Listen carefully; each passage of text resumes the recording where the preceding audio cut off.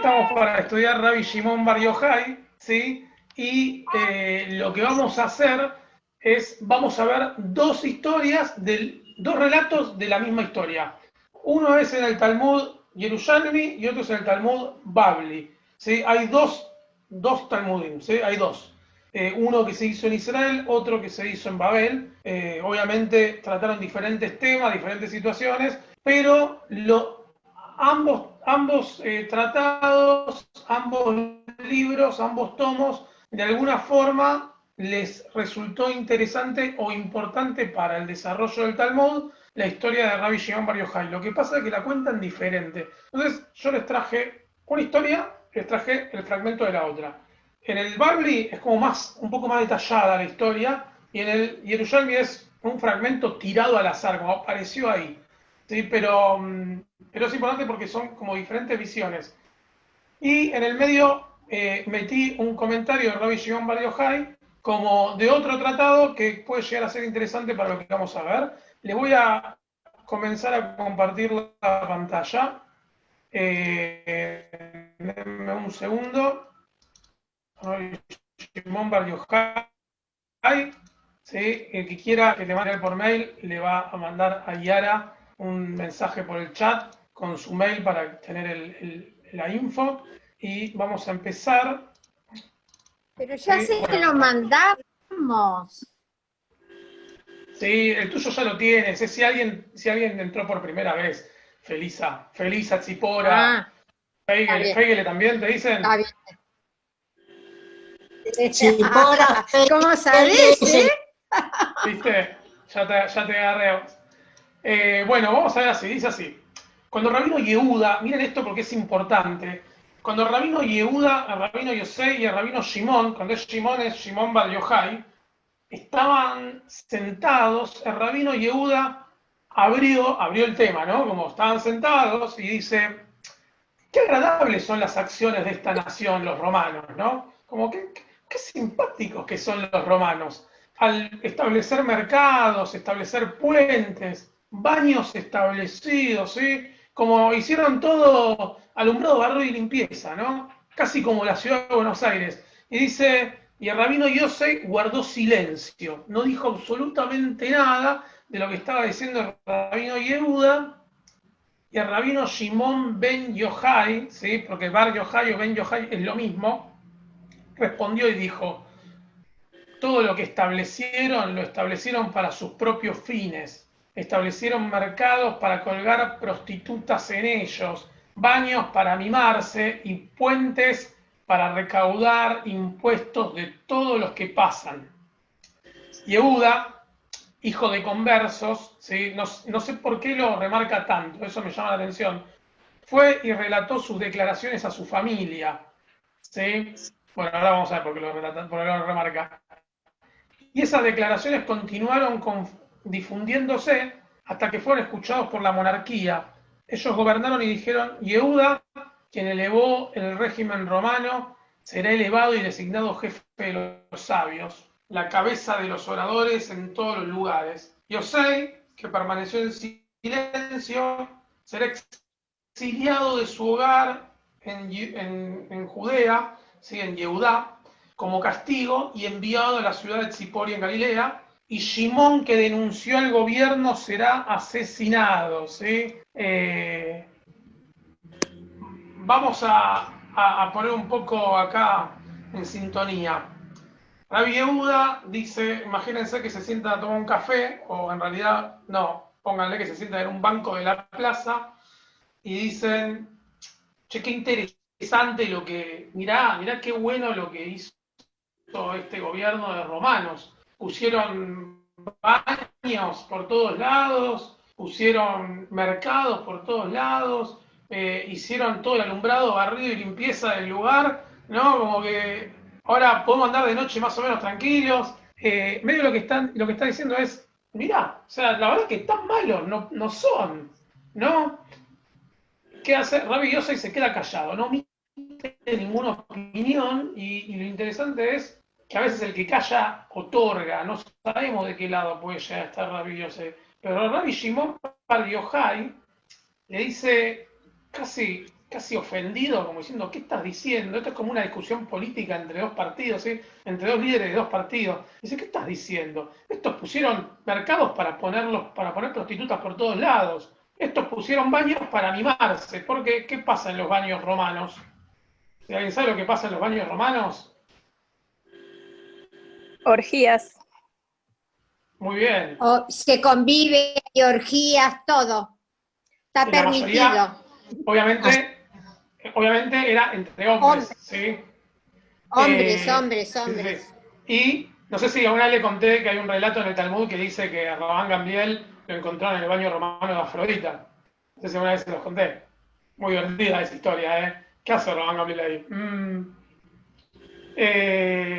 Ahora, lo tercero es, y mirá lo que hicieron con la ciudad, te lo dicen esto, te lo están haciendo para cobrarte más impuestos. ¿Sí? Entonces, ¿qué hace Rabbi Yehuda?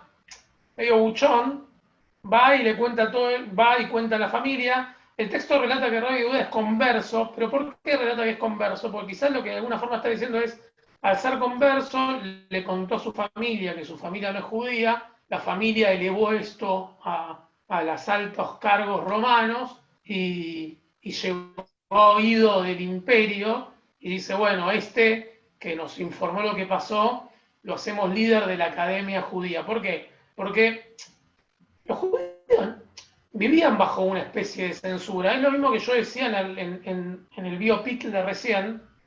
Hay muchos relatos del Talmud en donde las palabras que usan, las usan medio rebuscadas porque están siendo constantemente observados, revisados, eran censurados. Esto de cuando yo les decía que murieron 24.000 alumnos de Rabbi Akiva por una peste, no es una peste, en realidad eran los romanos que mataron a los alumnos de Rabbi Akiva. ¿Quiénes son los alumnos de Rabbi Akiva? Los que fueron a la revolución con Bar Kokhba, ¿sí? Lo que pasa es que vos no podés poner en un texto, los romanos los mataron a todos los alumnos. Le pones una peste, y de alguna forma la peste es no decir la verdad para que no te censuren, pero en el fondo le está diciendo a los romanos que son una peste. ¿Sí? Es como medio encubierto.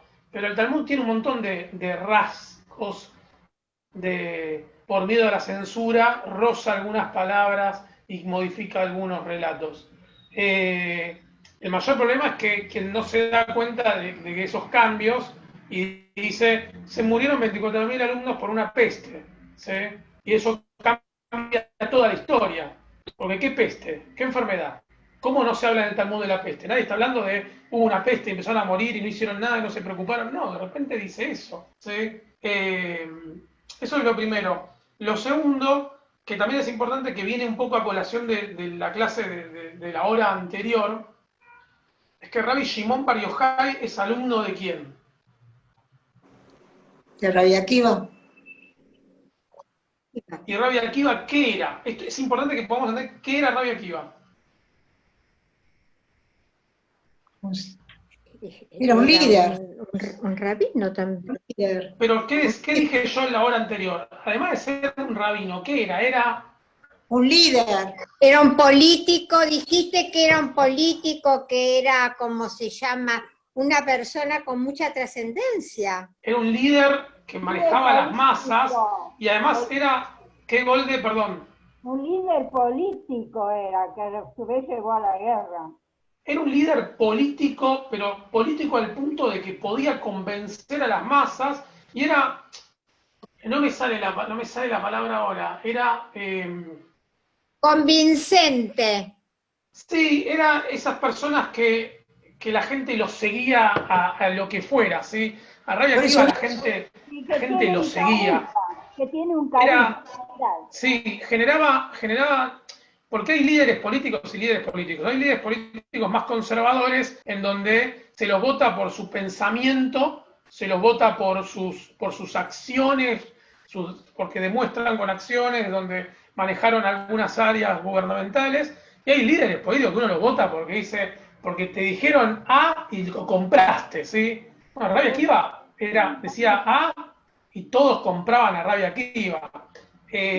¿Por qué? Porque era carismático, tenía carisma y Y Rabbi Rabbi Shimon Bar Yochai era no solamente de los preferidos de Rabbi Akiva, sino que era de estos que lo seguían a muerte, ¿sí?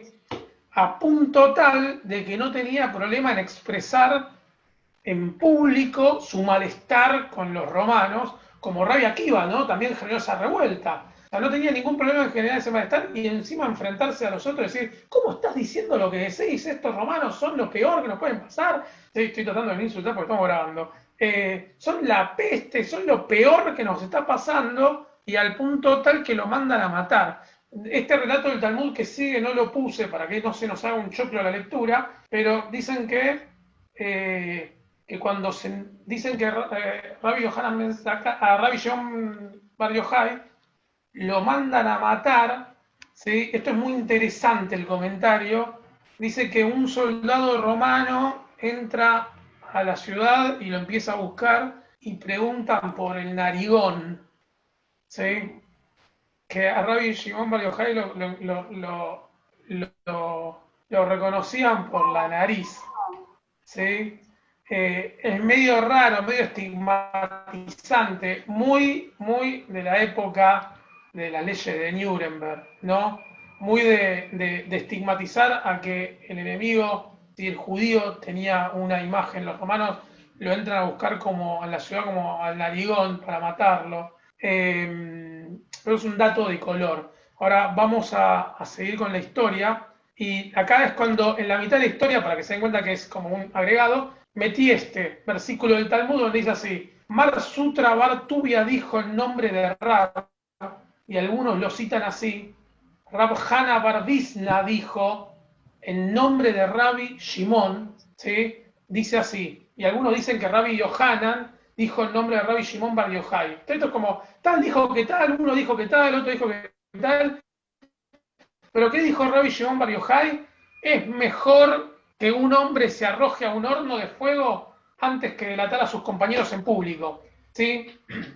¿Qué está diciendo Rabbi Shimon Bar Yochai en esta frase? Es este guacho de Rabbi Yehuda, ¿sí? Que nos prendió fuego, es mejor antes de delatar a un compañero, mejor antes de delatar a un compañero de lucha, un compañero de guerra contra los romanos, que te tires al fuego, ¿sí? O sea, era tanta la pasión política que había en esa época y el enfrentamiento que tenían y también la ira, ¿no? Porque hay una ira frente al pueblo romano, del pueblo, el oprimido contra el opresor, que en donde el tema moral y de los valores estaba como a flor de piel. Si antes de buchonear algo, tirate un horno. Es fuerte, son fuertes los comentarios. Estamos acostumbrados a leer comentarios talmúdicos, relatitos más lindos, más de... son fuertes los comentarios. Y Rabbi Shimon Bar Yochai, seguimos con el relato, cuando se entera que va a morir, y su hijo, el rabino Eleazar, fueron y se escondieron en la sala de estudios, ¿sí? Cuando se enteraron que los iban a matar, se escondieron en la yeshiva. Todos los días la esposa de Rabbi Shimon les traía pan y una jarra de agua y comían. Cuando el decreto se intensificó y el rabino Shimon le dijo a su hijo, las mujeres son fácilmente impresionables, ¿sí? Las van a torturar, impresionables de que las van a torturar, ¿sí? Y por lo tanto hay lugar para la preocupación de que las autoridades las torturen y revelen nuestro paradero. Fueron y se escondieron a una cueva. O sea, lo que quería Rabbi Shimon Bar Yochai es evitar que torturen a la mujer de su hijo y lo torturen a él, ¿sí? Entonces, como si desaparecemos, ellas no van a saber dónde estamos, ¿sí? No van a poder dar la información, no las van a torturar.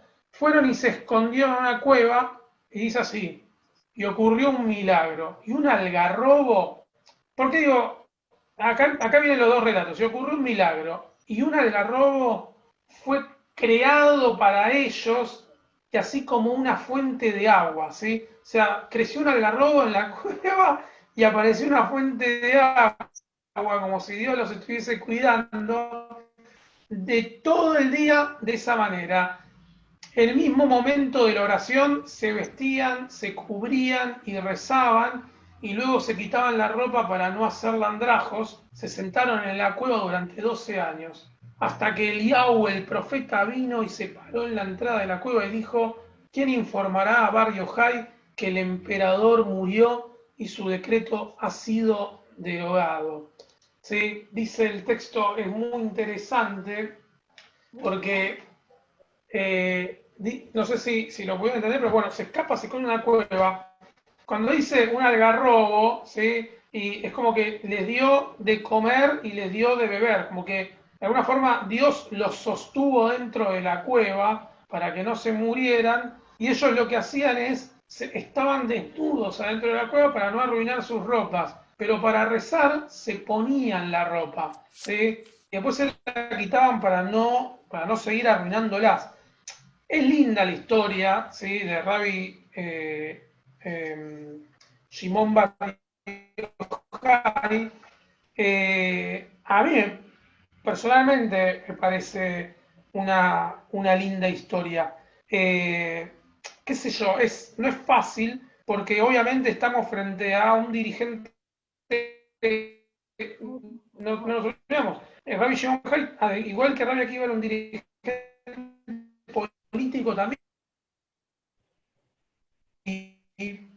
pero de alguna forma había algo que lo seguía conmoviendo, y el hecho de rezar y hacer tefilá, ¿sí? Hasta se ponía lo mejor que tenía de alguna forma, que era la ropa, o sea, se quitaba la ropa para permanecer.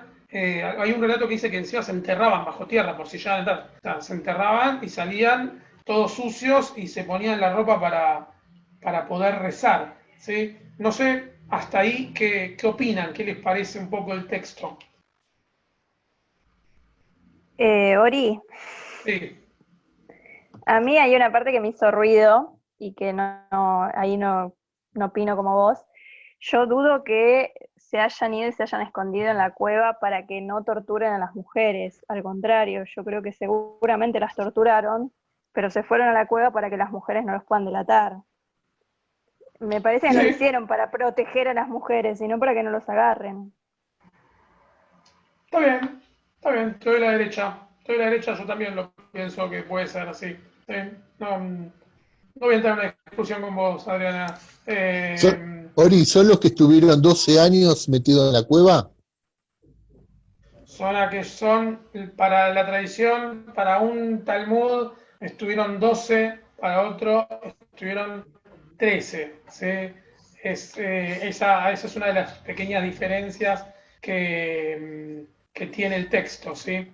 Eh, pero, pero además de eso, el texto lo que tiene de interesante, denme un segundo, es, bueno, se esconde, ¿no? Esto que estábamos hablando recién que Adriana decía de que se fueron antes de que las mujeres torturadas revelen dónde estaban, ¿sí? Y dice así, ¿no? Se escondieron en la cueva, bueno, pasó este milagro y estudiarían la Torá todo el día, ¿sí? Y se vestirían para rezar y se cubrirían para rezar y luego se quitan la ropa para no hacerla andrajo, ¿viste? Para no arruinarla. Se sentaron en la cueva 12 años, hasta que apareció la voz del profeta Eliau, ¿sí? Que les dijo, el emperador murió, ya está, salí de ahí. Piensen un segundo. Eh, Perdóname, ¿él no es el autor del Zohar también? bueno, pará, porque acá arrancamos con el primer problema. Esto yo lo voy a decir y me hago cargo de lo que digo. Después, si alguno no está de acuerdo, vaya a hablarlo con Benjamín. Se dice que es el autor del Zohar. Ahora, para mí es Moshe de León, el autor del Zohar, más adelante, mucho más en la Edad Media, ¿sí?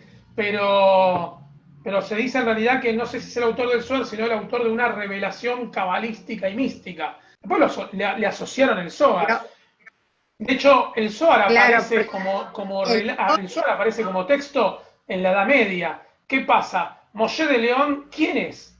Nadie. Entonces, si yo quiero hacer que un texto sea revelado para todo el mundo, ¿qué le voy a poner? ¿Que lo escribí yo, que lo escribí Rabbi Shimon Bar Yochai?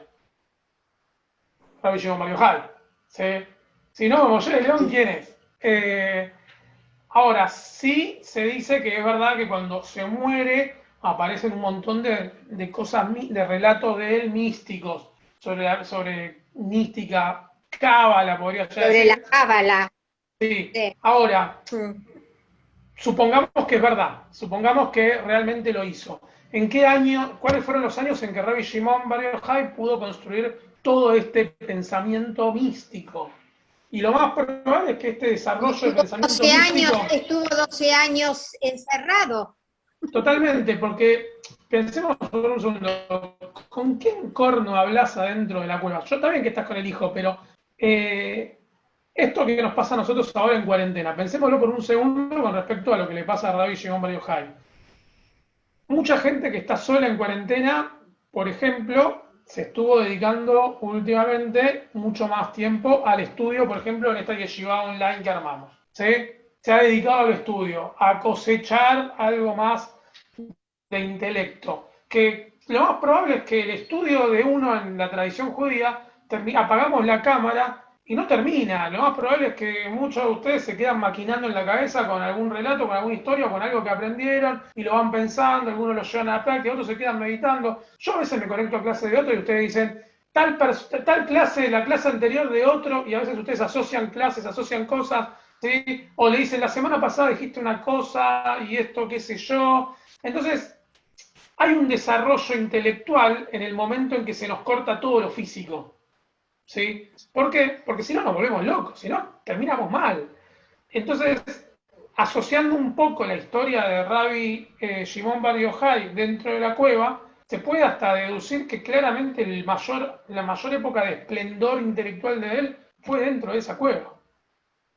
Porque cuando no tenés con quién carajo hablar, perdón, ¿con quién hablas? Con vos mismo. ¿Sí? Y no te queda otra opción que empezar a desarrollar otros conceptos, a empezar a visualizar cosas más místicas y más espirituales, porque también uno dentro de la cueva hasta siente un vacío que hay que llenar y uno puede hasta experimentar ciertas experiencias que dentro de la sociedad, en un mundo del día a día, es más difícil de experimentar. ¿Sí? Entonces, posiblemente los años de esplendor intelectual de Rabbi Shimon Bar Yochai hayan sido dentro de la cueva. Ahora, Además dicen que como solo se alimentaron del algarrobo y el agua, también eso ¿cómo se llama? Lo predispuso para desarrollar el intelecto. ¿por qué? ¿Por qué pensás eso? Te pregunto. Porque era lo único que tenían para comer y entonces pusieron el pensamiento en otro lado, en el intelecto. Vos decís que ni siquiera, claro, ni siquiera podían poner la cabeza en, bueno, ¿qué comemos hoy a la noche? ¿No? No había muchas opciones. Así es. Está bien. Por lo menos ese era el comentario. Silvio. Ese era el comentario. Una pregunta, en la cueva, ¿todo lo que transmitieron fue todo oral o estaba escrito? ¿Cómo puedo saberlo? No, la verdad que no lo dice. Son cosas que el texto no dice. Me da la sensación. ¿Cómo llegó? Me da la sensación de que algo habrán llevado a la cueva, porque aparte venían de la yeshiva, no venían de la casa de estudios. Entonces, y dice el texto que estudiaban Torah, así que tranquilamente pueden haberse llevado algunos pergaminos, pueden haberse llevado algún material dentro de la cueva. No es tan fácil de... Eso es algo que no podremos saber. Pero sí, claro que si no escribió nada ahí adentro, cuando salió escribió todo lo que vio, o todo lo que procesó. Como en el cuento del Aleph, que Julio Argentino sale de ver el Aleph y te pone a escribir después todo lo que vio. Bueno, seguimos con el texto. Y dice así. Recuerden que apareció el profeta Eliahu, de alguna forma su voz, y le dijo a Rabbi Shimon Bar Yochai que el emperador murió y que es verdad que cuando un emperador se muere, todo decreto queda derogado. Y dice así, salieron de la cueva, miren, salen de la cueva y vieron personas que estaban arando y sembrando, Rabino Shimon Bar Yochai dijo: estas personas abandonan la vida eterna del estudio de la Torá y se dedican a la vida temporal para su propio sustento. La Gemara relata que cada lugar que el rabino Shimon y su hijo rabino Eleazar dirigieron sus ojos fue inmediatamente quemado. Una voz divina emergió y le dijo: saliste de la cueva para destruir mi mundo, regresá a tu cueva. De nuevo fueron y se sentaron allí durante 12 meses. Dijeron: el juicio de los impíos en el Geinam dura 12 meses, ¿sí? Como que en el infierno el juicio dura 12 meses. Seguramente su pecado fue expiado en ese tiempo. Una voz divina emergió y les dijo: salgan de su cueva. Y ellos emergieron en todas partes donde el rabino Eleazar atacaría, el rabino Shimon curaría, ¿sí? Como diciendo: el rabino Eleazar va a boicotear, el rabino Shimon va a curar. El rabino Shimon le dijo al rabino Eleazar: hijo mío, tú y yo somos suficientes para todo el mundo, ya que los dos estamos involucrados en el estudio adecuado de la Torá. Ahora la pregunta es: ¿quién entendió qué y qué quiere decir? ¿Sí? Golde. Quiero hacerte una pregunta. ¿Ese Sí. es el rabino que estuvo con el hijo en la cueva Sí. o estuvo solo? No, estuvo con el hijo. Estuvo con el Con hijo. el hijo. Sí. ¿Pueden estar hablando de la zona Ra? Puede estar hablando de la zona Ra. En realidad, sí.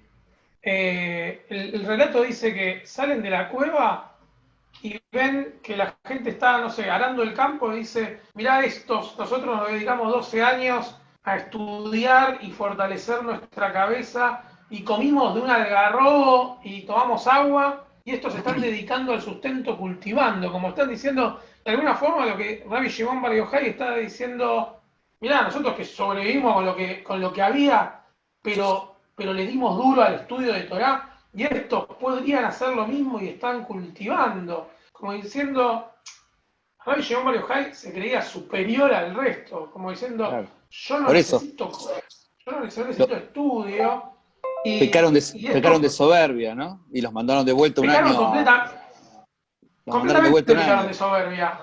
Sí, pecaron completamente de soberbia al punto tal que una voz del cielo dijo: macho, volví a entrar porque me parece que te faltó una vuelta de horno, ¿no?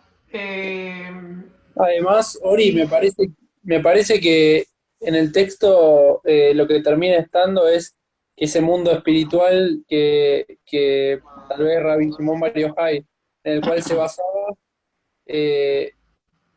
cuando sale y ve el mundo material,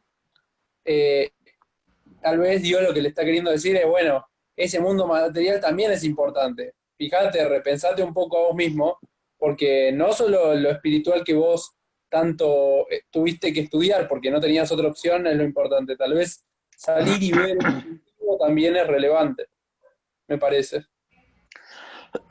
Totalmente, porque si hasta lo ponemos a pensar para la Torá, los bikurim, el cultivo, la vid, sí, el vino, es importante, la cebada, el trigo, hacer jalá, ¿no? O sea, como hay una tradición desde la Torá, de la construcción de una tradición judía a partir de los frutos de la tierra, ¿sí? O sea, me parece que Rabbi Shimon Bar Yochai pecó realmente de soberbio en el sentido de: yo con esto un poquito me arreglé y mirá cómo cultivé mi cerebro, estos podrían hacer lo mismo, son un desastre. Y una voz que salga de afuera diciendo: flaco, volvé para adentro porque la cuarentena no te hizo bien. No ¿Sí? entendiste nada. Claro, le está diciendo: no entendiste nada, volvete adentro. Porque aparte es, si ustedes lo piensan, la misma soberbia que lo metió dentro de la cueva, porque yo lo banco a Rabbi Akiva en todas, ¿sí? Yo Rabbi Akiva lo banco en todas, pero Rabbi Shimon Bar Yochai no es Rabbi Akiva, ¿sí? Entonces, cuando actúa como Rabbi Akiva, tenés que tener el carácter, la lengua de Rabbi Akiva, las formas de Rabbi Akiva y el intelecto de Rabbi Akiva. ¿sí? Cuando Rabbi Shimon Bar Yochai se planta frente a Rabino Yoshua diciéndole, no, mirá, los romanos esto, lo otro, ¿sí? También le está faltando una vuelta de horno, ¿sí? Hablaste de más y mirá lo que pasó. Te tuviste que refugiar en una cueva y cuando salís volvés a hablar de más. Como no aprendiste nada de lo que te acaba de pasar. O sea, 12 años estuvo ahí adentro. Entonces, dice la tradición que vuelve a entrar. Todo esto estamos en Talmud Babli, ¿sí? Entonces dice así, deme un segundo, dice, vuelven a entrar y cuando salen, ¿sí? Ellos emergieron en todas partes donde Rabino Eleazar atacaría, porque parece que Rabino Eleazar ni siquiera un año más le dio suficiente, todavía faltaba darlo vuelta una vez más, que como un pollo al espiedo parecía Rabbi Eleazar, tenía que estar ahí un rato más girando y girando, ¿sí? El Rabino Shimon curaría, como que de alguna forma Rabbi Shimon pudo madurar y sanar las heridas que el Rabino Eleazar iba a generar en otros lugares. Y ahí termina un poco la historia de Rabbi Shimon Bar Yochai para el Talmud Babli. Ahora, el Talmud Yerushalmi va a traer un fragmento de la historia bastante interesante y es este que sigue a continuación y dice así. Este es el Tratado de Shvi'it 9a. Es así de corto, miren, nada más, es todo lo que trae el comentario. Es así, Rabbi Shimon ben Yochai estuvo 13 años oculto en una caverna, una cueva emparada por frondosos algarrobos hasta que su cuerpo se entumece, ¿sí? No dice que estuvo con alguien, estuvo solo en la cueva. Hay cambios, ¿sí? Y es importante analizar esos cambios. Estuvo solo en la cueva y su cuerpo se entumeció. Se entumeció, claro, imagínense, metido en una cueva. ¿Qué corno hace, no? Y al cabo de 13 años dijo, ¿acaso no saldré a ver qué pasa en el mundo? Y salió y se sentó en la boca de la cueva y vio un cazador de pájaros tendiendo su trampa y oyó una voz del cielo que dijo, libertad. Y el pájaro que estaba yendo a la trampa se salvó y dijo, pajarito sin la voluntad celeste no pudiste ser atrapado, el humano con más razón, ¿sí? Y dice, bueno, y de ahí sale, se va. Hay diferencias claras entre un texto y el otro, yo sé que no lo parece, pero un texto está 12 años, sale, vuelve a entrar, ¿sí? Un año más, y el otro estuvo 13 años. En el primer texto sale hecho un soberbio y cuando vuelve a salir, no sabemos si sale siendo humilde, pero sí sabemos que se puso a curar los daños que hizo su hijo, pero además yo no creo que haya salido muy humanizado, porque le dice a su hijo, escuchá, nosotros dos somos suficientes para este mundo, como con nosotros dos alcanza para sostener la Torá, ¿sí? Y en el otro, de alguna forma, a Rabbi Shimon Bar Yochai lo enternece un pajarito, ¿sí? Entra de alguna forma siendo un extremista político, soberbio y pedante, y cuando sale de alguna forma, hasta pudo visualizar a un pajarito. ¿Me explico a dónde quiero llegar? Hay como diferencias simbólicas en los dos textos, ¿sí? O sea, salió sumiso. No sé si salió sumiso, pero sí sé que los 13 años adentro de la cueva lo hicieron aprender un montón más que en otro texto. En otro texto parecería como que no aprendió nada, y en este sale de alguna forma el hecho de haber percibido el drama de un pájaro que estaba yendo a la jaula, es un testimonio de que hubo un cambio en él. En el primer texto sale y no puede ver ni siquiera que el otro ser humano está laburando para vivir, para sostenerse, para mantener a su familia, para pagar la parnasá en la comunidad, para ayudar a sostener al pueblo, ¿sí? No puede visualizar más allá de su vida, de su propio ombligo, ¿sí? Y en este, Perdóname, un pequeño Ori, pajarito, sí. Habla, Felisa. El Talmud Yerushalmi y el Talmud de Babilonia son de la misma secuencia, de la misma época. Sí, la única diferencia es que los temas que tratan son diferentes. ¿Sí? Por ejemplo, el Talmud Yerushalmi se dedica más a lo agropecuario.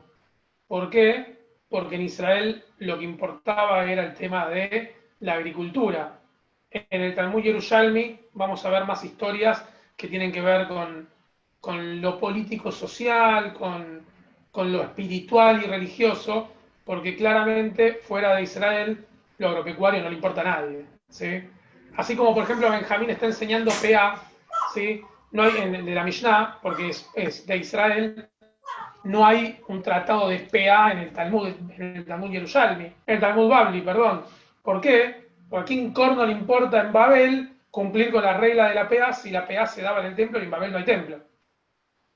¿Sí? Entonces, son dos libros completamente diferentes. Quizás hay relatos que pueden llegar a ser similares, pero de hecho nos damos cuenta que tan similares no son, como que tienen hasta perspectivas completamente diferentes. Esto que decíamos recién, de que el Talmud Yerushalmi nota en Rabbi Shimon Bar Yochai como un proceso de cambio más profundo. Entra a la cueva y cuando sale vuelve como, renace, ¿sí? Sale de hecho una persona mucho más atenta al afuera, al otro, ¿sí? Una persona mucho más sencilla, y esto de poder visualizar en el pájaro el drama eterno del mundo, ¿no? Un pequeño pajarito que se está metiendo a una jaula y lo preocupó, y que una voz dijo libertad y el pájaro salió volando, y eso le hizo entender. Miren lo que dice el texto dice, termina diciendo, sin la voluntad de Dios no pudiste, que gracias a la voluntad de Dios no pudiste ser atrapado, ¿sí? Con más razón el humano, ¿sí? Lo que está diciendo es Dios el que maneja todo, es la voluntad de Dios que hace que las cosas pasen, y quizás Rabbi Shimon Bar Yochai cuando entró no podía visualizar eso, porque en el otro relato sale y critica a todo el mundo y todos son una mierda, perdón, otra vez, y todo está mal, ¿no? Nada se cumple como tiene que ser porque para él el mundo tiene que ser otro.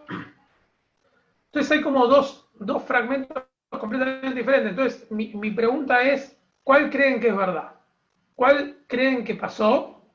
Esa es la primera pregunta. Y la segunda es si la que creen que pasó es la que les gustaría a ustedes que sea realmente ese relato. Ori, sí. Yo creo que cuando salió de la cueva y vio el pajarito, es más significativo de lo que parece. ¿Por qué? Porque el pajarito estaba por caer en la trampa. Y la voz de Dios lo salvó y volvió a ser libre. Él, o sea, por ser perseguido por el tema, por los romanos, él cayó de su propio, o sea, quizás por cobardía, él cayó en la trampa. 12 o 13 años en una cueva metido, y no tuvo la voz de Hashem, de Dios, para que lo salvara, para que, o sea, no solamente vivir en una cueva es, viste, me parece como estar preso, no tuvo la voz divina para salir y hacer otro tipo de vida, qué sé yo, para enterarse, qué sé yo, que el romano, qué sé yo, a los 6 meses murió y hubiera salido. ¿Entendés? Yo creo que viene más por ese lado. ¿Con cuál de las dos historias te parece más fehaciente de creer? Y me parece le hizo más ruido el tema del pajarito. Pero la verdadera historia que trasciende, perdóname, Ori, la verdadera historia que trasciende es la de los 12 No años te que perdono. vivió y salió y miró a la gente que estaba cultivando. Y aparte el cabot que le dan siempre en Israel, cuando es la fecha del Lag BaOmer, que van a la sepultura, que es en Mirón, al norte. Es decir, él tiene un reconocimiento muy, muy importante también a Pero, través de la pero la historia. historia del otro, la otra historia no anula el cabot de Rabbi Shimon Bar Por Yochai. supuesto, no. Una historia no anula la otra, ¿sí? Lo que está diciendo es que son hay dos que perspectivas hay que tomar de las la misma dos, sí, situación. pero te digo que tiene reconocimiento. La que en realidad tiene más reconocimiento la del Talmud Bavli, porque el Talmud Bavli es el Talmud que progresó y se instaló en el tiempo, porque como no volvimos a Israel hasta 1948, todo lo que dice el Talmud Yerushalmi no rige, porque tiene cosas que ver con la agricultura. Entonces el Talmud que progresó y que atravesó el tiempo fue el Bavli. Pero eso tampoco significa que sea la verdad de todo, ¿no? No sé, ¿alguien más quiere dar su opinión? Yo creo que en la historia en la segunda, él realmente escucha la voz de Dios. En la de Babilonia, él no escuchó la voz de Dios. Él salió y estaba todo mal. En la de Jerusalén, escuchó la voz de Dios y dijo, yo estuve acá guardado y ahora soy libre, igual que ese pajarito. Ok, ¿quién más? ¿Alguien más antes de que Yo creo que no, que las historias, o sea, pueden haber pasado las dos cosas, y que uno haya tomado una parte de la historia que le gustó para contar y el otro la otra, porque al final los dos consiguen que estuvo 13 años dentro de la cueva. La única diferencia es que con el hijo, aparte él puede ser que se vio representado en el pájaro por el tema de la libertad, de que tampoco fue libre, y que el pájaro iba a no ser libre como él. Ok, ¿alguien más? Yo le voy a decir un detalle. ¿Alguien más quiere hablar? Sí, Néstor. ¿El reconocimiento lo tuvo en vida cuando salió de la cueva o fue posterior cuando murió? El reconocimiento lo tuvo post salida de la cueva y obviamente, como decíamos antes, se murió Rabbi Shimon Bar Yochai. Esto cuando yo decía, hubo personajes, en la clase anterior yo decía, hubo personajes que le hicieron más bien al mundo cuando murieron que mientras estaban vivos. Rabbi Shimon Bar Yochai murió y se descubrió la cábala, según el texto. Entonces, mirá, tuvo que pasar esto para que cambie el mundo. Néstor, ¿vos ibas a decir algo? Sí. Estás muteado, Néstor. Perdón, a ver, espera. Ahí está. No, te acabas ¿Ahora de sí? mutear. Sí. Ahí está. Yo creo que lo que aprendió en ese año es que como que si el mundo depende de Dios, cada uno puede conectarse con Dios de formas distintas. Entonces no hace falta ser un sabio de la Torá para tener una conexión con Dios. Una persona que trabaja la tierra puede tener la misma conexión con Dios y incluso estar más cerca de Dios que el sabio que está todo el día leyendo. O sea, me parece que lo que entendió es que hay como una cosa plural en lo que hace la relación con Dios. Y no es algo solamente para los súper ortodoxos, los súper estudiosos, etc. Bueno, les voy a contar un detalle particular que a mí me llama la atención. De hecho, busqué a ver si algún posek había comentado eso y no lo comentó nadie, con lo cual puedo pensar que soy un jajam por haber pensado esto, o un nabo. Pueden ser las dos opciones, ¿no? Pero hay algo que es muy interesante. Cuando sale en el primer relato y sale todo hecho un soberbio, la persona que le dice que salga es Eliyahu Anabí. Sí. Y en el segundo relato es la voz del cielo. ¿Sí? ¿Por qué digo esto? Porque Eliyahu Anabí era un soberbio de miércoles. Eliyahu Anabí tiene una cuestión en toda la historia. Nosotros le celebramos Eliyahu y cantamos Eliyahu Anabí, Eliyahu Tishvi, Eliyahu Giladi, ¿sí? Porque aparte decimos Tishvi y Giladi. ¿De dónde sos, maestro? ¿De Tishvi o de Giladi? ¿Sí? No, Soy Nadir Tishuri, no hay muchas opciones. De hecho, el relato ni siquiera deja claro dónde es. Pero además, Eliyahu Naví tiene dos cosas. La primera es un líder anárquico en su época, es un líder anárquico anti-reino del norte, que tiene un grupo, una facción militarizada que se llama los Bnei Anebim, los hijos de los profetas. Elisha era su segundo al mando y le hacía la contra al rey Ahab. ¿Sí? ¿Por qué? Porque Eliyahu Naví era un tipo, era un grande a nivel quizás espiritual, ¿sí? Pero con su soberbia él decía, este reino es un reino nefasto, debe destruirse. Era como la competencia contra el rey Ahab todo el tiempo. Ahab lo mandó a matar, lo mandó a buscar por todos lados, no lo encontraban. ¿Sí? Esto lo vamos a ver después en el lado B, no sé si mañana, pero la próxima semana lo vamos a ver, en donde Eliyahu Naví era un tipo que ni siquiera los propios de Eliyahu Naví confiaban en él. ¿Sí?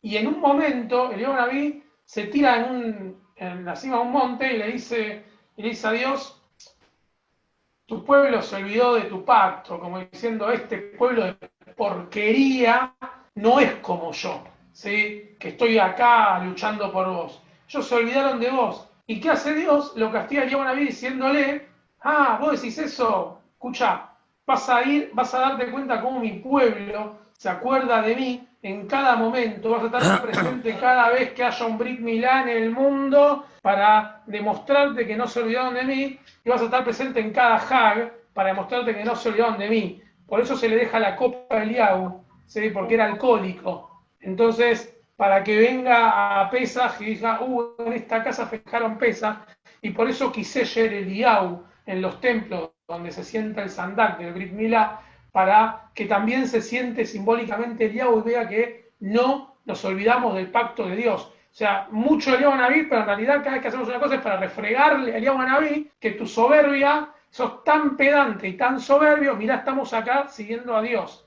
Es Eliyahu Naví el que le dice a Rabbi Shimon Bar Yochai, salí. Y cuando sale igual a Eliyahu Naví, ¿sí? Sale soberbio, pedante, pensando que él es el mejor de todos los demás, que ninguno puede cumplir la Torá como él, y Dios le dice, no, papi, volví a entrar, sos como Eliyahu Naví, no entendiste el mensaje. ¿Me explico a lo que quiero llegar? ¿Sí? Nosotros podemos ser fanáticos de la Torá y vivirlo, y sentir que todos los demás están mal con la Torá, y que nosotros sabemos más que ellos, y que somos más importantes, y que la entendemos más clara. Podemos pensar todo eso. Pero eso no significa que esté bien para Dios. ¿Sí? Dios se fija en otras cosas, Dios está en lo más sensible, en lo más humilde, en la relación con el otro. ¿Sí? Como dice Levinas, el rostro del otro me interpela. Entonces, yo me veo reflejado en el otro porque me veo obligado a darle una devolución. Entonces, en el contacto con el otro es cuando me hago más humano, y hacerme más humano me hace mejor persona. Hay todo un cambio radical entre un texto y el otro. Me quedé hablando solo, me parece. ¿Me quedé hablando solo? ¿Escuchó todo lo que dije? No. Se escuchó, No, se escuchó todo, se escuchó todo. Porque de repente se tildó. Entonces dije, me quedé solo. Es eso, un relato es los dos relatos son pro Dios, ¿sí?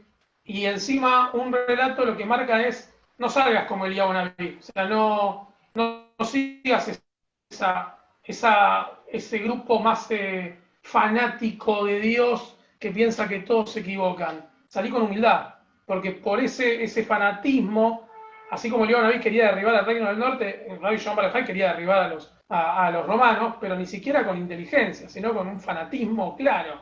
Así que a mí me gusta más pensar que la historia real es el primer relato, el que tiene que volver a entrar, ¿sí? Porque me parece que le hizo falta el nivel de maduración y que no todos cambian, ¿sí? Tan fácil. Pero esa es mi manera de pensar. No es que pienso que me gusta más esta historia, creo que es más real esa. La otra me parece más utópica, ¿sí? Bueno, no sé si alguien quiere decir algo antes de que... terminamos Ori. esta Quiero hacer clase. una consulta. Ah, bueno. Adriana, después Fede. Te quería preguntar, o sea, porque acá me está faltando información seguramente, ¿cuál fue el mérito real de este rabino? Porque hasta acá lo único que veo es uno que habló de más y después no se la bancó y se escondió en una cueva. ¿Qué fue lo que lo hizo tan trascendente? Porque si ni siquiera inventó la cábala o descubrió la cábala él, Pará, porque yo estoy diciendo que ni siquiera descubre la cábala, pero no te estoy. Es una suposición. O sea, el mérito de él es que en su muerte legó a sus alumnos grandes descubrimientos. Ese es el mérito. El mérito real es, en su muerte legó a sus alumnos grandes descubrimientos sobre los misterios del mundo. Algunos dicen, fue la cábala. Otros dicen, otros no saben qué fue. Pero el mérito es los grandes descubrimientos que legó a sus alumnos en su muerte. ¿Sí? okay. Les dejó un material escrito con cosas de cábala. Y eso es el gran legado de Rabbi Shimon Bar Yochai. Eso. No tengo más nada bueno para decir. Quizás si hablamos con Eliezer va a decir 1000 cosas más buenas, porque a Eliezer le encantan a los rabanim del Talmud. Yo no tengo muchas más cosas para decir lindas de él. Pero es eso. Fede. Sí, tal vez suena un poco utópico lo que voy a decir, pero el otro día estaba en un Zoom de una chica que es Dati Leumi, o sea, es ortodoxa, pero con un cierto nivel de observancia, pero digamos es parte de lo que es el pueblo de Israel o algo así lo interpreto yo que es amiga mía además, pero ella hace test de COVID en Israel y contaba su historia, ¿no? Y cómo ella había vivido, y yo le preguntaba justamente cómo estaba viviendo ahora, o cómo ella veía que se vivía desde la población más observante todo lo que es el cumplimiento de las mitzvot, digamos, porque no se podían conectar, porque no se podía generar comunidad, porque no permitían esto que sí se permite de los movimientos conservadores. Entonces, ella lo que dijo es que estaba empezando a ver algunos permisos, por ejemplo, de personas mayores, inclusive dentro de la población más observante, que se podían conectar a Zoom durante Pesaj. Yo no sé si esto es muy utópico lo que voy a decir ahora, pero creo que en esa salida de la cuarentena, al menos yo espero que cierta población que tal vez era más extremista, parecido a esto que decías vos, Ori, de Rabbi Shimon Bar Yochai, de pensamientos más extremistas, por ahí sale pensando que para generar comunidad también puede generar otro tipo de cuestiones. No sé si opinás igual, creo que es un debate muy grande lo que estoy planteando, pero creo que se puede relacionar con esto. Sí, yo estoy completamente de acuerdo con vos. De hecho, no solamente dentro de los movimientos más fundamentalistas, también dentro de nuestro propio movimiento hay instituciones y comunidades y rabinos que todavía piensan, no vamos a hacer esto, no vamos a conectar para Shabbat, porque la halajá, y la realidad es, si nos ponemos a pensar en que somos Rabbi Shimon Bar Yochai adentro de nuestras cuevas, que está buena la analogía, es divertida hasta pensarla, si vamos a salir pensando que fuimos los mejores del mundo porque respetamos la halajá a pleno y no nos dejamos desviar por nada, o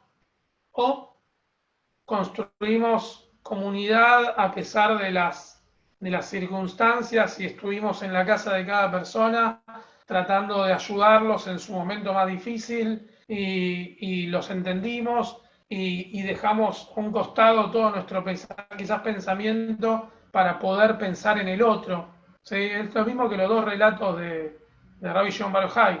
En uno no se dejó doblegar y en el otro pensó hasta en el pajarito, hasta en el animal más minúsculo de ahí, del bosque. Lo más probable es que cuando salgamos de la cuarentena no vamos a salir iguales de los que entramos. Lo más probable es que el mundo cambie y el mundo judío también se plantea un montón de situaciones. Lo más probable es que, y también es muy probable, mirá, voy a decir una barbaridad, también es muy probable que mucha gente que iba a una comunidad abandone esa comunidad para ir a otra. para ir a la comunidad que lo sostuvo en época de cuarentena, que fue la más difícil, en vez de quedarse quizás en comunidades que no le generaron nada, nada. Ni un llamado, ni un mensaje, ni una tefilá, pre-Shabbat, ni siquiera un pre-Shabbat, si hay comunidades que no, nada. Y uno después diga, ¿y por qué la gente no está viniendo, lo que sea? Y porque también hay que estar también en las más duras, ¿no? Con la gente. No solamente hacer Kippur, Rosh Hashanah, Shabbat, celebrar. No es fácil, no es fácil. También va a haber comunidades que no sobrevivan a la cuarentena por una cuestión económica, ¿sí? Y eso va a ser muy difícil también de digerir. De hecho, entre nos, yo no sé si vuelve a abrir Beit Filat, ¿sí? Filat Shalom seguro, pero yo no sé si la comunidad va a poder sostener Beit Filat. Por una cuestión de que sostener 2 edificios en estas épocas hoy ya es más difícil. Yo creo que si uno hace las cosas bien, Dios nos va a seguir bancando. Ahí es cuando vamos a descubrir si hicimos las cosas bien o no, ¿sí?